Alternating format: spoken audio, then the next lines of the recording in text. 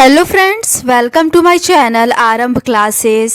आज के इस वीडियो में हम लोग बीपीएससी टीआरई पॉलिटिकल साइंस के लिए क्लास 6 to 8, 9, 10 और 11, 12 के लिए प्रीवियस ईयर क्वेश्चंस और एनसीईआरटी और एससीईआरटी बेस्ड प्रैक्टिस सेट को सॉल्व करेंगे।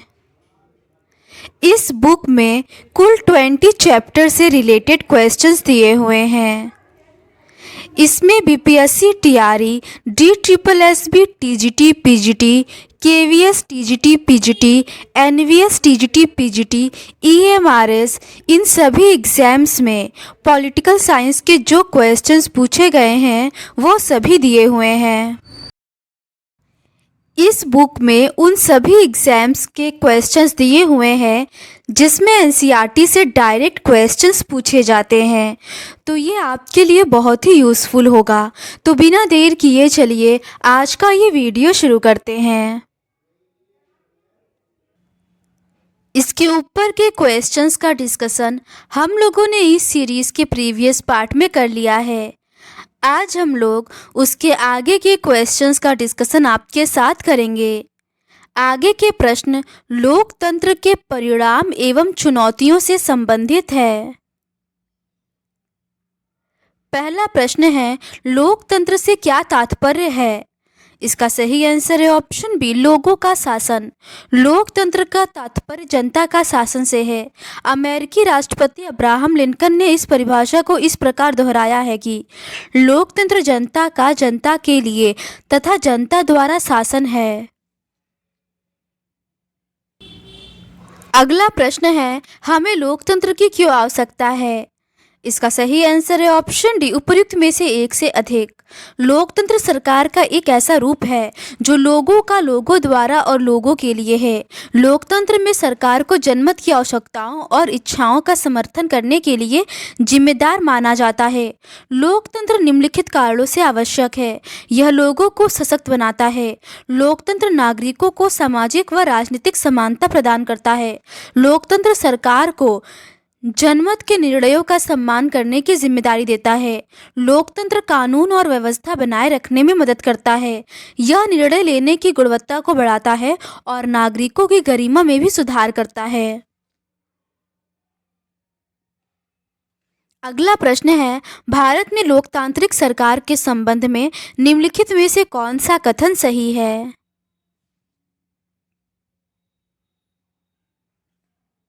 इसका सही आंसर है ऑप्शन डी, उपर्युक्त में से एक से अधिक। लोकतांत्रिक सरकार के संबंध में निम्न कथन सत्य है। भारत में लोकतंत्र ने शासन को खाद्य सुरक्षा हेतु जवाबदेह बना दिया है। यह अधिक उत्तरदायी शासन का रूप है। लोकतंत्र अपेक्षा करता है कि शासक को लोगों की आवश्यकताओं पर ध्यान देना चाहिए। पहला, दूसरा और तीसरा तीनों ही कथन सही दिया हुआ है। अगला प्रश्न है, निम्नलिखित में से कौन प्रत्यक्ष लोकतांत्रिक उपकरण है? इसका सही आंसर है ऑप्शन डी, उपर्युक्त में से एक से अधिक। प्रत्यक्ष लोकतंत्र उपकरण हैं वापस बुलाना या रिकॉल, पहल या इनिशिएटिव और जनमत संग्रह या प्लेबिसाइट। ए, बी और सी तीनों ही सही दिया हुआ है। अगला प्रश्न है, इनमें से किसे भारत में लोकतंत्र को गहरा करने का श्रेय दिया जाता है? इसका सही आंसर है ऑप्शन ए, जवाहरलाल नेहरू को। भारत में लोकतंत्र को गहरा करने का श्रेय जवाहरलाल नेहरू को दिया जाता है। भारत के लोकतंत्र के कठिन जन्म और बचपन के दौरान नेहरू द्वारा किया गया उसका सावधानीपूर्वक पालन पोषण सामने आता है। विद्वानों का मानना है कि निम्न आय स्तर पर लोकतंत्र स्थापित नहीं किया जा सकता है। इस प्रकार भारत की लोकतांत्रिक दीर्घायु अद्वितीय है। अगला प्रश्न है, इनमें से किस सिद्धांतकार ने लोकतंत्र शब्द को बहुतंत्र शब्द से स्थानापन्न करना चाहा? इसका सही आंसर है ऑप्शन डी, रॉबर्ट डहल ने। रॉबर्ट ए डहल ने आधुनिक लोकतंत्र का वर्णन करने के लिए बहुतंत्र शब्द दिया, जिसके अधीन सत्ता कई लोगों में वितरित होती है। डहल ने अपनी पुस्तक बहुतंत्र भागीदारी और विरोध पॉलीआर्की, पार्टिसिपेशन एंड अपोजिशन में बहुतंत्र को एक राजनीतिक शासन के रूप में परिभाषित किया है जो अत्यधिक समावेशी और सार्वजनिक प्रतिस्पर्धा के लिए व्यापक रूप से खुला है। अगला प्रश्न है, निम्नलिखित में से किसका लोकतंत्र के विचार में विश्वास नहीं है? इसका सही आंसर है ऑप्शन बी, कट्टरपंथी का। कट्टरपंथी विचारधारा का लोकतंत्र में विश्वास नहीं है। अगला प्रश्न है, लोकतंत्र के अंतर्विरोधों को इंगित करने के लिए किसने एप्पल कार्ट नामक नाटक लिखा? इसका सही आंसर है option B, George Bernard Shaw. George Bernard Shaw ने लोकतंत्र के अंतर्विरोधों को इंगित करने के लिए द एप्पल कार्ट नामक नाटक लिखा है। अगला प्रश्न है, द बर्डन ऑफ डेमोक्रेसी नामक पुस्तक किसने लिखी?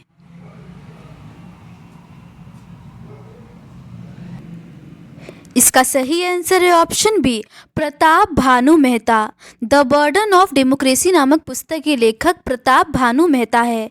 इस पुस्तक में उन्होंने बताया कि बड़े पैमाने पर अशिक्षित और संपत्तिहीन भारत में लोकतंत्र लाना कितना साहसिक प्रयोग था। उनका तर्क है कि राजनीति के क्षेत्र ने वास्तव में लोगों के लिए समाज में भाग लेने के अवसर पैदा किए हैं। विभिन्न तथ्यों को देखते हुए उन्होंने यह भी पाया कि एक और लगातार सामाजिक असमानता और दूसरी ओर राज्य के उचित कार्य और संगठन के गलत दृष्टिकोण ने लोकतंत्र के कामकाज और उसके प्रभावों को असंख्य तरीकों से संशोधित और बाधित किया है। अगला प्रश्न है, किसने यह तर्क दिया कि लोकतंत्र, पूंजीवाद और उदारवाद सभी एक ही चीज के वैकल्पिक नाम हैं? इसका सही आंसर है option A, Herbert Simon. Herbert Simon ने तर्क दिया कि लोकतंत्र, पूंजीवाद और उदारवाद सभी एक ही चीज के वैकल्पिक नाम हैं। अगला प्रश्न है, एक प्रजातांत्रिक सरकार बेहतर सरकार है क्योंकि? इसका सही आंसर है ऑप्शन डी, उपर्युक्त में से एक से अधिक। एक प्रजातांत्रिक सरकार बेहतर सरकार है क्योंकि यह एक प्रतिनिधि सरकार है और अधिक उत्तरदायी है और नागरिकों की गरिमा को बढ़ाती है। लोकतंत्र निर्णय लेने की गुणवत्ता में सुधार करता है। यह मतभेदों और संघर्षों से निपटने का एक तरीका प्रदान करता है। यह हमें अपनी गलतियों को सुधारने की अनुमति देता है। यह जनता द्वारा और जनता के लिए चलाई जाने वाली सरकार है। अगला प्रश्न है, भारत एक प्रजातांत्रिक गणराज्य है क्योंकि भारतीय संविधान ने व्यवस्था की है। इसका सही आंसर है ऑप्शन ए, निर्वाचित राष्ट्रपति की। भारत एक प्रजातांत्रिक गणराज्य है क्योंकि भारत में वंशानुगत शासन नहीं है। इसमें संसदीय प्रणाली की सरकार वाला एक प्रभुत्व संपन्न समाजवादी लोकतंत्रात्मक गणराज्य है।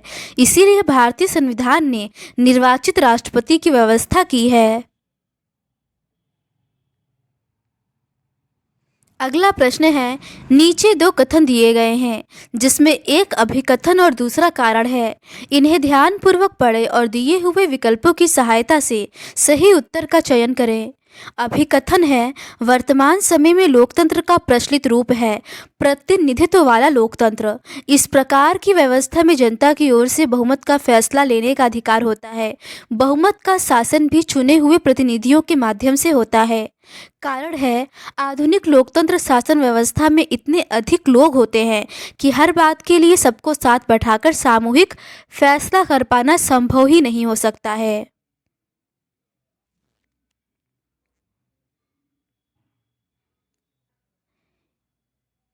वर्तमान समय में लोकतंत्र का प्रचलित रूप है प्रतिनिधित्व वाला लोकतंत्र। इस प्रकार की व्यवस्था में जनता की ओर से बहुमत को फैसला लेने का अधिकार होता है। बहुमत का शासन भी चुने हुए प्रतिनिधियों के माध्यम से होता है। यह जरूरी हो जाता है क्योंकि आधुनिक लोकतांत्रिक शासन व्यवस्था में इतने अधिक लोग होते हैं कि हर बात के लिए सबको साथ बैठाकर सामूहिक फैसला कर पाना संभव ही नहीं हो सकता है। अगर यह संभव हो तब भी हर एक व्यक्ति के पास हर फैसले में भाग लेने का समय, इच्छा या योग्यता का कौशल नहीं होता है। अगला प्रश्न है, निम्न में से किसका विचार था कि लोकतंत्र के सभी रोग अधिक लोकतंत्र द्वारा ठीक किए जा सकते हैं? इसका सही आंसर है ऑप्शन बी, गार्नर का। गार्नर का कथन है कि सभी रोग अधिक लोकतंत्र के द्वारा ठीक किए जा सकते हैं। अगला प्रश्न है, नीचे 3 कथन दिए हुए हैं जिसमें एक अभिकथन तथा अन्य कारण हैं। अभिकथन है, लोकतंत्र सुनिश्चित करता है कि हम जितने योग्य हैं उससे बेहतर शासन नहीं किया जाए। पहला कारण है, न्याय हेतु मानव की क्षमता लोकतंत्र को संभव बनाती है।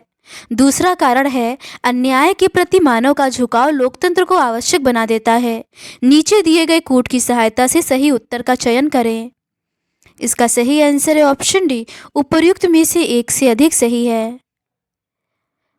लोकतंत्र सुनिश्चित करता है कि हम जितने योग्य हैं उससे बेहतर शासन नहीं किया जाएगा।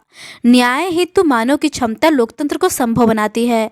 अन्याय के प्रति मानव का झुकाव लोकतंत्र को आवश्यक बना देता है। ये तीनों कथन सही दिए हुए हैं। अगला प्रश्न है, निम्न में से किसने कहा था कि लोकतंत्र सर्वोत्तम है? यह संदेह से परे है। इसका सही आंसर है ऑप्शन ए, रूसो ने। रूसो का कथन है कि लोकतंत्र सर्वोत्तम है, यह संदेह से परे है।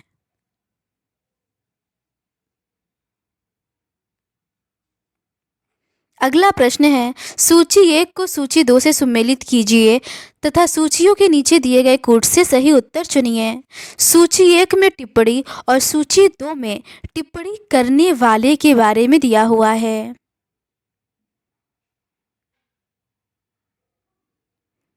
इसका सही आंसर ऑप्शन सी है। सही सुमेलन इस प्रकार है, सबसे गरीब, सबसे मूर्ख एवं सबसे अयोग्य लोगों के शासन के रूप में लोकतंत्र। ये कथन टेलीरेंड का है। पृष्ठभूमि के अभिजात तंत्र के रूप में लोकतंत्र, ये कथन H.G. वेल्स का है। मस्तिष्कहीन एवं मूर्खों के शासन के रूप में लोकतंत्र, ये कथन फोगेट का है। और मूर्खता से पूर्ण शासन के रूप में लोकतंत्र, ये कथन लेकी का है। अगला प्रश्न है, निम्नलिखित में से कौन सी व्यवस्था प्रत्येक व्यक्ति को अपना स्वयं का उत्पीड़क होने का अधिकार प्रदान करती है? इसका सही आंसर है ऑप्शन बी, लोकतंत्र। लोकतंत्र एक ऐसी व्यवस्था है जो प्रत्येक व्यक्ति को अपना स्वयं का उत्पीड़क होने का अधिकार प्रदान करती है। अगला प्रश्न है, इनमें से किसने स्वतंत्रता की लोकतंत्र से रक्षा करने की आवश्यकता महसूस की? इसका सही आंसर है ऑप्शन सी, J.S. मिल। J.S. मिल का मानना था कि लोकतांत्रिक समाजों को स्वतंत्रता के सिद्धांतों का पालन करना चाहिए।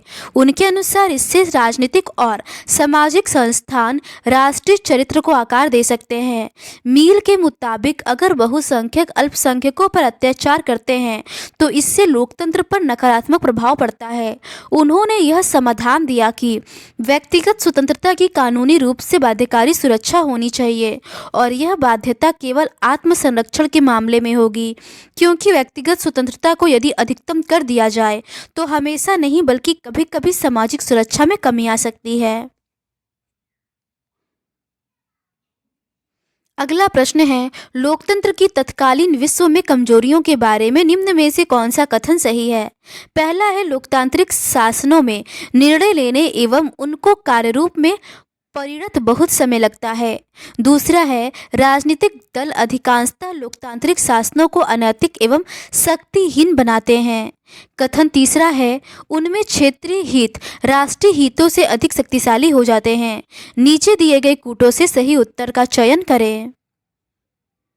इसका सही आंसर है ऑप्शन डी, उपर्युक्त में से एक से अधिक सही है। लोकतंत्र की तत्कालीन विश्व में कमजोरियां इस प्रकार हैं। लोकतांत्रिक शासनों में निर्णय लेने एवं उनको कार्यरूप में परिणत बहुत समय लगता है। राजनीतिक दल अधिकांशतः लोकतांत्रिक शासनों को अनैतिक एवं शक्तिहीन बनाते हैं। उनमें क्षेत्रीय हित राष्ट्रीय हितों से अधिक शक्तिशाली हो जाते हैं। अगला प्रश्न है, निम्नलिखित में से किस देश में एक बहुमतवादी लोकतांत्रिक राज्य व्यवस्था का होना माना जाता है? इसका सही आंसर है ऑप्शन ए, श्रीलंका। श्रीलंका में बहुमतवादी लोकतांत्रिक राज्य व्यवस्था का होना माना जाता है। अगला प्रश्न है, किस प्रकार की राज्य व्यवस्था का लोकतांत्रिक केंद्रवाद एक विशेषता है? इसका सही आंसर है ऑप्शन ए साम्यवादी। लोकतांत्रिक केंद्रवाद साम्यवादी राज्य व्यवस्था वाले देशों की विशेषता है। यह साम्यवादी पार्टियों का संगठनात्मक सिद्धांत है जिसका उद्देश्य सर्वहारा वर्ग की तानाशाही तक पहुंचना है। लोकतांत्रिक केंद्रवाद का अर्थ यह है कि मतदान प्रक्रियाओं से लिए गए फैसले राजनीतिक दल के सभी सदस्यों पर लागू होते हैं। प्रमुख साम्यवादी देश रूस, चीन और क्यूबा आदि है। अगला प्रश्न है, निम्नलिखित में से कौन सा लोकतंत्र का एक आर्थिक फल नहीं है? इसका सही आंसर है ऑप्शन बी, सबके लिए शिक्षा। लोकतंत्र में लोगों द्वारा अपेक्षा की जाती है कि सरकार उनके हित के लिए काम करेगी। लोकतंत्र का आर्थिक विकास पर कोई सीधा प्रभाव नहीं पड़ता, हालांकि इसके कुछ अप्रत्यक्ष प्रभाव हैं जो विकास में योगदान देते हैं। लोकतंत्र उच्च मानव पूंजी संचय, कम मुद्रास्फीति, कम राजनीतिक अस्थिरता तथा उच्च आर्थिक स्वतंत्रता जैसे पहलुओं से जुड़ा है। अगला प्रश्न है, लोकतंत्र की उपलब्धियां क्या हैं? इसका सही आंसर है ऑप्शन डी, उपर्युक्त में से एक से अधिक। लोकतंत्र लोगों के बीच एक दूसरे के सामाजिक एवं सांस्कृतिक विविधताओं के प्रति सम्मान का भाव विकसित करता है। लोकतंत्र की उपलब्धियों में विभिन्न पहलुओं को सम्मिलित किया जा सकता है, जिसमें निर्वाचित एवं उत्तरदायी सरकार, लोक कल्याण की भावना, नागरिक स्वतंत्रताएं, अवसरों की समानता, निष्पक्ष न्यायालय तथा कानून का शासन आदि प्रमुख हैं। अगला प्रश्न है, लोकतंत्र राजनीति में बेहतर विकल्प है क्योंकि पहला है, यह व्यक्ति की गरिमा को बढ़ाता है। दूसरा है, यह नागरिकों में समानता को बढ़ावा देता है। तीसरा है, यह हर व्यक्ति की इच्छा की पूर्ति करता है। इसका सही आंसर है ऑप्शन डी, ए और बी सही है। लोकतंत्र राजनीति में बेहतर विकल्प है क्योंकि यह व्यक्ति की गरिमा को बढ़ाता है, साथ ही यह नागरिकों में समानता को बढ़ावा देता है। यहाँ सबसे गरीब और अनपढ़ को भी वही दर्जा प्राप्त है जो अमीर और पढ़े लिखों को है। अगला प्रश्न है, नीचे दो कथन दिए गए हैं, इन्हें ध्यानपूर्वक पढ़ें और नीचे दिए हुए विकल्पों की सहायता से सही उत्तर का चयन करें। कथन एक है, देश का भविष्य नागरिकों के कामकाज से भी ज़्यादा शासकों के कामकाज पर निर्भर करता है। कथन दूसरा है, नागरिक के तौर पर हम जो भी काम करते हैं वह भी हमारे देश के लोकतंत्र को मजबूत या कमज़ोर बनाने में मदद करता है। इसका सही आंसर है ऑप्शन डी, कथन एक और कथन दो दोनों सही है। लोकतंत्र के बृहत्तर अर्थ में हम देखते हैं कि नागरिक के तौर पर हम जो भी काम करते हैं वह भी हमारे देश के लोकतंत्र को अच्छा या खराब बनाने में मदद करता है। यही लोकतंत्र की ताकत है और यही कमजोरी भी। देश का भविष्य शासकों के कामकाज पर निर्भर करता है। यही चीज लोकतंत्र को अन्य शासन व्यवस्थाओं से अलग करती है। अगला प्रश्न है, निम्नलिखित में से कौन सा कथन वर्तमान समय में लोकतंत्रों के अनुकूल है?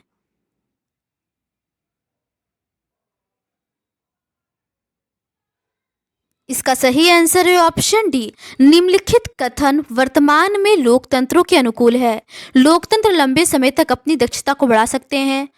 अधिनामवाद के चयन के स्थान पर लोकतंत्रों के अंतर्गत आवश्यक सुधारों को किए जाने की आवश्यकता है। लोकतंत्रों में तत्कालीन कार्यकुशलता का ह्रास पाया जाता है। अगला प्रश्न है, निम्नलिखित में से भारत में किसको लोकतंत्र की उपलब्धि कहा जा सकता है? इसका सही आंसर है ऑप्शन डी, उपर्युक्त में से एक से अधिक को। भारत में लोकतंत्र की निम्नलिखित उपलब्धियां हैं, देश में आर्थिक विकास और असमानता एवं गरीबी का ह्रास होना, देश में वैध, जिम्मेदार एवं उत्तरदायी सरकार का गठन होना, नागरिकों की गरिमा एवं स्वतंत्रता के साथ साथ सामयिक विभिन्नताओं हेतु देश में अनुग्रही शासन का अस्तित्व होना। अगला प्रश्न है, निम्न में से भारत में लोकतंत्र की सफलता हेतु कौन सा प्रमुख कारक है? इसका सही आंसर है ऑप्शन डी, उपर्युक्त में से एक से अधिक। भारत में लोकतंत्र की सफलता हेतु प्रमुख कारक निम्न हैं: संविधान द्वारा प्रदत्त स्तर तथा अवसर की समानताएं, 73वें तथा 74वें संवैधानिक संशोधन द्वारा स्थानीय स्वशासन का सशक्तिकरण किया जाता है, लिखित संविधान तथा देश के सभी नागरिकों हेतु नागरिक स्वतंत्रताएं। अगला प्रश्न है, निम्नलिखित में से कौन सा भारत में लोकतंत्र के समक्ष एक चुनौती है? इसका सही आंसर है ऑप्शन डी, उपरोक्त में से कोई नहीं। समकालीन विश्व में लोकतंत्र शासन का एक प्रमुख रूप है। लोकतंत्र में जितनी सारी संभावनाएं हैं, दुनिया में कहीं भी उन सबका लाभ नहीं उठाया जा सकता। भारत में लोकतंत्र के समक्ष चुनौतियों में निरक्षरता, गरीबी, महिलाओं के खिलाफ भेदभाव, जातिवाद और सांप्रदायिकतावाद, क्षेत्रवाद, भ्रष्टाचार, राजनीति का अपराधीकरण, हिंसक प्रदर्शन आदि देखने को मिलता है। अगला प्रश्न है, निम्नलिखित में से किस देश में लोकतंत्र का गहरापन अब एक चुनौती नहीं है? इसका सही आंसर है ऑप्शन ए, ब्रिटेन। ब्रिटेन की राजनीतिक संरचना एक संवैधानिक राजतंत्र और एकात्मक राज्य के सिद्धांतों पर आधारित है। ब्रिटिश राजनीतिक व्यवस्था में सम्राट आधिकारिक राष्ट्र प्रमुख तथा लोकतांत्रिक रूप से निर्वाचित प्रधानमंत्री वास्तविक शासन प्रमुख होते हैं। वर्ष 1832 में प्रथम सुधार अधिनियम पारित होने के बाद ब्रिटेन एक लोकतंत्र बन गया। वर्तमान में ब्रिटेन विश्व के सबसे परिपक्व लोकतंत्रों में गिना जाता है, अतः लोकतंत्र का गहरापन ब्रिटेन के लिए चुनौती नहीं है। अगला प्रश्न है, निम्नलिखित में से किस देश को लोकतंत्र की बुनियादी चुनौती का सामना करना पड़ रहा है? इसका सही आंसर है ऑप्शन डी, उपर्युक्त में से एक से अधिक। दुनिया के कुछ देश लोकतंत्र की मूलभूत चुनौती का सामना कर रहे हैं। इसमें गैर लोकतांत्रिक शासन को हटाना, सरकार को नियंत्रित करने और संप्रभु तथा कार्यात्मक राज्य स्थापित करने से सेना को दूर रखना शामिल है। पाकिस्तान, श्रीलंका एवं नेपाल जैसे देशों में लोकतंत्र की नींव खतरे में दिखाई पड़ती है। अगला प्रश्न है, लोकतंत्र की अवधारणा में इतनी अधिक अस्पष्टता के लिए किसको मूल कारण माना जाता है? इसका सही आंसर है ऑप्शन डी, उपर्युक्त में से एक से अधिक। लोकतंत्र एक बहुआयामी अवधारणा है। लोकतंत्र की परिभाषा सरकार के उस रूप से जुड़ी है जिसमें लोगों की शक्ति का प्रत्यक्ष या अप्रत्यक्ष रूप से इस्तेमाल किया जाता है। लोकतंत्र की अवधारणा में अस्पष्टता इसके विवादित उद्भव तथा सार्वभौमिकता के कारण देखने को मिलती है। लोकतंत्र की अवधारणा का उद्भव प्राचीन यूनान तथा भारत के प्राचीन गणतंत्रों में 2000 वर्ष से भी अधिक पहले से देखने को मिलता है। वर्तमान में लोकतंत्र की विभिन्न स्वरूप विद्वानों के मध्य चर्चा का विषय है। अगला प्रश्न है, निम्नलिखित में से कौन सा एक लोकतांत्रिक व्यवस्था का धर्म संकट है? इसका सही आंसर है ऑप्शन सी, निजी संपत्ति तथा सामाजिक स्वामित्व।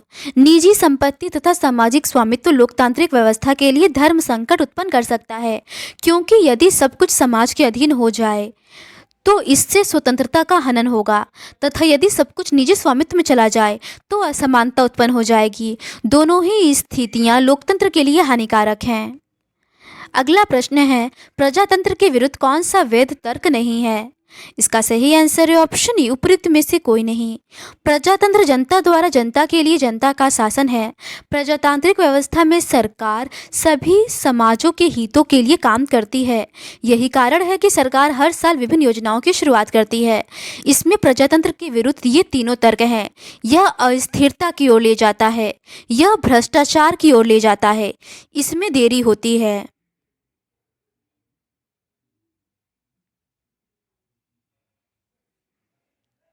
तो आज के इस वीडियो में बस इतना ही। बाकी के रिमेनिंग क्वेश्चंस का डिस्कशन हम लोग इस सीरीज़ के नेक्स्ट पार्ट में करेंगे। अगर आपको ये सीरीज़ पसंद आती है तो please do subscribe to my channel and like this video. Thank you.